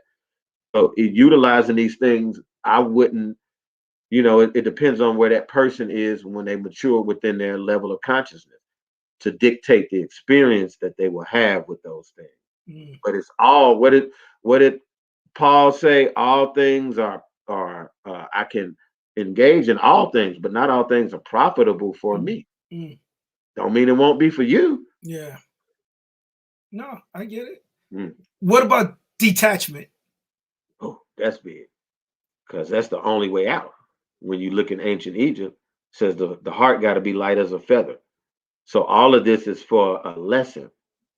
You know what I'm saying? So when the way that this thing was meant to flow for us, because this RAM is going to exist all the time. Just like you have to have a toilet, and if it's not this kind of toilet, it might be a hole in the ground, but it's there for a reason because you got to cycle things. So this realm is always going to exist. We're not going to always be in it because we're awake now. You feel what I'm saying? So when you wake up and ascend out, it's a process of that changing into what you now in the seat of control desire it to be. It's what you came to create. And that doesn't stay here. That goes with you. It's your mindset. So guess what? Now that mindset has changed here, in this realm of duality and opposition, you've graduated. So now when you leave, you're not attached to any of this that can be, what do they say in the Bible? Lay aside every sin and what? Wait. That so easily beset you. It's dealing with, you're stuck because you're weighed down. You can't lift out. Everything is real to you. So you're emotionally triggered by everything. You're still angry at what that person did to you. Oh, my stupid baby mama, she did this. Now when you leave, you dying. I hate that bitch. You not light as a feather. You coming right back. You coming right back. And so even on the other side, you could be like, oh my God, she was the best thing for me. You coming right back because she's you. Mm. You projected all of that. So she may not look like that in the next world, but that's your feminine energy being projected back to you through her. Now, your next life, she may look like something else. So you don't leave here missing her because she's projecting that energy that's from within you. And now it's like, are you saying that I'm a woman? No, I'm saying you are a combination of both feminine and masculine energy.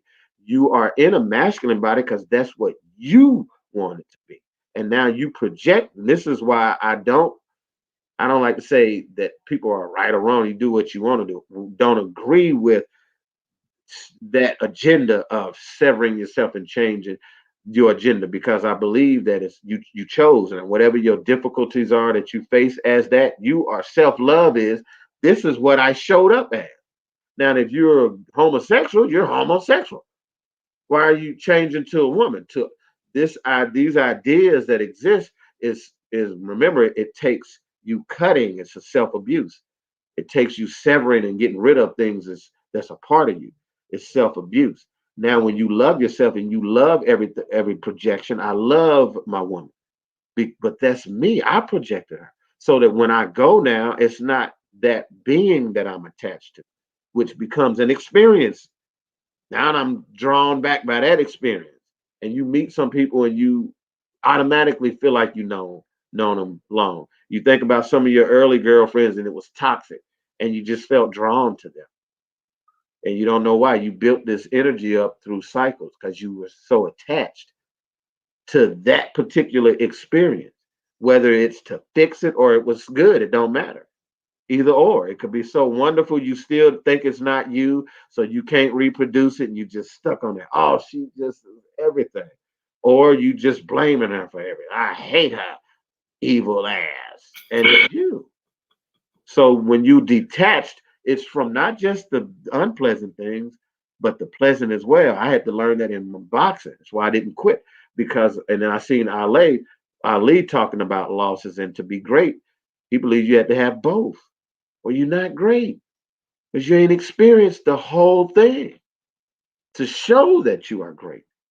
And that's detachment. I'm neither my losses nor my wins yet. So how do you deal with your losses, and how have you dealt with them? The same way now I do with my wins.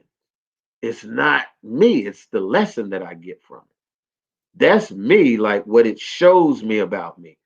And I saw my resilience in my losses. I had to keep going. I'm like, man, you off the chain. Like you didn't even that didn't tell you nothing. And then that strengthened my psychology and my self-image because that didn't convince me that I wasn't who I said I was. So that's the story of Jesus. 3 days in the grave didn't convince him to be dead. That's me. So three losses didn't convince me because I forgot who else it was said to be great. You got to be willing to look bad first because you becoming what you say you are. And we call that learning. So then I had to get in the ring while I was learning and look like, what the hell are you doing at first? Did anybody say, "Hey, John, you're too old to box. Yes. Why are I you had doing people. this?" I had people at my first fight here, wanting to see me lose, betting on it. And that was my fourth fight. And I knocked the guy 20 years younger than me out in the second round. He was 20 years younger than me and bigger. And so then that now that I even seen like the reaction change. Now, for me, it wasn't like, "Ooh, look at me, look at what I can do." I want them to see, man, if he can do that, I can do what I dreamed of doing too. I'm not too old. If he's not too old, he get back in the goddamn boxing ring, lost 3. Then I can go do what you might want to, whatever it is that you desire to do that you laid down, that you gave up on. That's not over because if you still have it here because it's a desire that it's something you want to do, and you can still do that because you infinitely create. And even if you start that process and leave this body, you can take that on and express it in another word. You call it dreaming. But guess what? Once you find that out here, then your dreams become reality. And then people say, but you're not in a different world. Yeah, I am, because I'm not living in the world that I used to live in with some people. I drive a BMW now when I used to drive a Pontiac that I was looking out for the repo man. It was a Pontiac. So once your mind changed, your world changed. Change. Now I go to sleep. I don't. You remember I had to do this trick where you got to park the one that they trying to repo and find the one that's paid for in a spot that they can't get it. I don't have to do that no more, yo. You don't have to do that, huh? No, and I got a BMW 535 now, and I don't have to do that. But I was doing that with a Pontiac Bonneville. You was hiding with a Pontiac? With a Pontiac. That's where my mind was. Yeah. That says a lot. That's where my mind was. Now that changed. And then everything around me changed just because I was seeing myself different.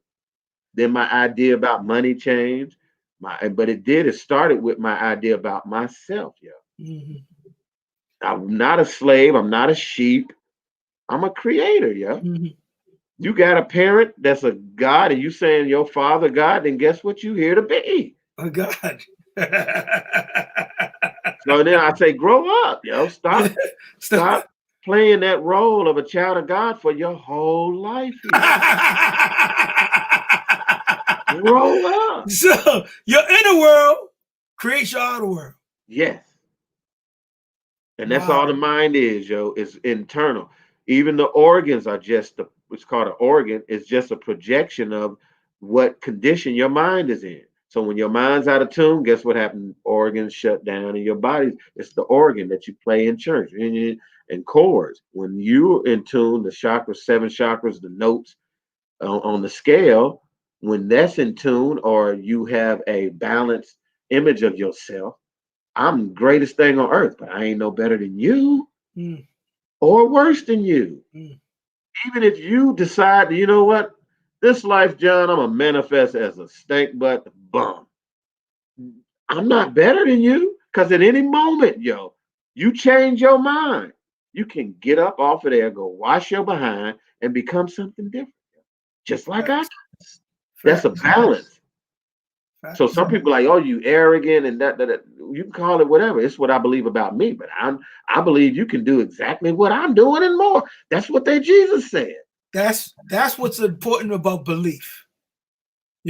I can't throw my belief away because, like you said, you manifest what you believe in.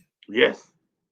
So for me, I can't, there's certain things that I don't believe in anymore, but I believe in myself. I teach my kids, you believe in yourself. Yep. And those things that I used to believe, I believe still, but about me. I still believe, like you said, greater is he, but I believe I'm the he and me. Yeah, got you. I believe all those things, they'll say, so you don't believe God? Yes, I do believe God do that. I just believe I'm God that's doing it. But I believe those things. I got you. Well, can you tell us about the books before we rock? Yeah. I'm sorry. I hope I wasn't too long, No, we good. Tayo Chang is called Word Magic. Okay. All right. I told you earlier, the word is just an L missing. And remember, L is electric energy. That's you. Elohim, the many, you. So the L is the L in the world. You're going to determine the kind of world based off of your words. So this is a good book to show you everybody work magic. If your life is cursed, it's because you're the priest that cursed your life with your own words. Yikes. So Bring that yeah, back. many curse, but Bring they that curse back. him. Bring that back for the infinite creators. Bring it back. Go ahead. Many people are cursed, and when they say they cursed, they're telling the truth. Believe I'm cursed. Guess what? I got to agree with you. What is that curse? You would have to search that on what is it you believe, and in turn saying. So once you know that you're working magic through your words, the words are a source that come from your mind. So when you change your mind, you're going to change the things you say. And when you understand words, you'll start it. The words you choose to use diminish. It gets smaller. And this is the English language is a hell of a language. It's got so many words with they're spelled the same, but it's a different word. Yeah, the meaning because it's technology. So you can work that same trick in another way. That's why I would tell them to get the word magic book. See the power of your words. And in this book, this is called Why Darkness Matters. And this is going to deal with the brain and the physical. So I like to deal with the physical aspect. And this is written, this is Anne Brown, Richard King, and T. Owens Moore. You can find some of them on YouTube. I know Anne Brown and Richard King. Okay. And they responsible for bringing to our community the understanding of melanin working in the brain and how that connects to our metaphysical knowledge and spiritual practices we got from our ancient ancestors, and how that works within the brain. And like you was talking about the junk DNA, which correlates to aspects of the brain we're not even using, we just use 10% of the brain. And then that brings me to Dr. Bruce Bynum and dark light consciousness, which will deal with those codons that are shut down. Why are they shut down? And how do you activate it? By going into the darkness, which is the subconscious mind, but that you have been tricked into believing is evil and to fear the dark. And the freaks come out at night. and all of that, nothing righteous goes on at night. But that's where creation takes place, under the moon. Yeah. And grows out in the day. Nothing new is under the sun. If it's in the sun, it was already created. If you see it in the light, it was created in the dark. Facts. Not in the light. The light just shows you what was created in the dark. It was warm in the moon, huh? Yep. And that's the mind, bro. That's the mind. All right. There you guys have it. John the Organic. So, John, before I wrap it up, I usually do this. Thanks for the books. I usually do this with all infinite creators when they come on here. Before you leave, I'm going to ask you to give all the beautiful infinite creators a parting word. Leave us with something. Because we don't compete, we create. Word. You know what I'm saying? We create and we evolve. We're growing and we're learning all the time. But we're going to ask John the Organic to leave all the beautiful infinite creators with some parting words and something that they can carry on their journey. I say something a lot where I say, when people say, how you doing? I say, I'm supremely being all the time. I'm supremely being. And I say that because not only do I feel I'm the supreme being in my world, but that wherever I am right now in the state that I'm in, I'm supreme in that state. So it's a journey, not a destination. So wherever I'm at, wherever you see me at, whatever condition you may think that I'm in, or you like, oh, he's not there yet, my statement is I'm supremely being. Because being is an experience. I'm still experiencing my greatness. So I always say I'm supremely being. There you have it, ladies and gentlemen. John the Organic. We salute the divinity in you. We respect the divinity in you. Thank you for showing up. We enjoyed this. Peace and have a good night. Hey, I appreciate you, bro. I appreciate you. Thank you for sharing all your knowledge and all your wisdom with the beautiful infinite creators. Keep doing your thing, baby. Keep doing your baby. Thank you, bro. Where can we find Johnny Organic? Tell us where we can find you on social media. Tell us how we can watch you. If you're watching, if you're gonna come to town near us, let the people know. Let the Infinite Creators know. On Instagram is John the Organic, or search John Pitts Jr. Facebook, you can search John the Organic or John Pitts Jr. And let's see, my wife, she's my manager. She would be so mad that I don't have this stuff off top. But it's Instagram, John the Organic, and Facebook, John the Organic. I'll have a YouTube page after spring, which is the new year for me. I have 2 fights, and I'm 43 years old. I have a knockout. I'm 3-1. My last fight was a knockout. So you are what your last fight was. So I got 2 fights in March the 6th in Louisville, Kentucky. I'm going to knock him out. And then I'm coming home March the 20th to knock that opponent out in Atlanta, so that I can have 3 knockouts, be 3-3, and I'm 43. And I want them to check the books when I do this to see who's at 43 had 3 knockouts in a row.